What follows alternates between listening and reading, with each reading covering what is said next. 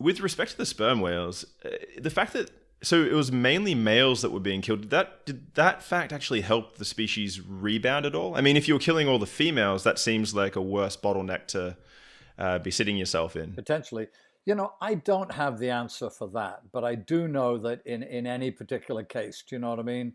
When people tend to just look at the numbers, most people will say, how many sperm whales are left? How many blue whales are left? They won't say, what are the population bottlenecks genetic wise? They won't say how many males versus how many females. So, I hate to say it, my one-liner through today's conversation is probably going to be, well, you know what? It's an incredibly complicated question, and I'm not quite sure if we have the answer for that, As long as you say it in different ways, that's fine. You got it.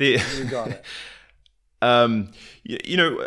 So there's quantitatively, but so I read somewhere that, the largest sperm whales were the ones that were being targeted. And so that had some selection pressure such that now the average size of a sperm whale that you see is significantly. So is that true? Well, is that something? Well, I think that's hilarious. Yeah, because I can't give you a book, but I was looking in one of these sort of whale ID books recently, and I can't even remember what it was, but it said the average size of a sperm whale is this. Do you know what I mean?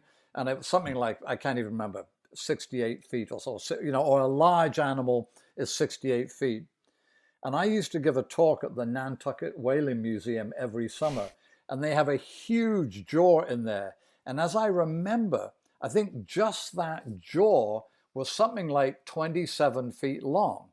So if you actually go back to the bit in front of the jaw and the bit behind the jaw, that probably meant that animal was 70 to 85 feet long. Do you know what I mean? So to your point, yeah, we've knocked out that whole, all the big males. And, some of these animals probably aren't even fully grown now.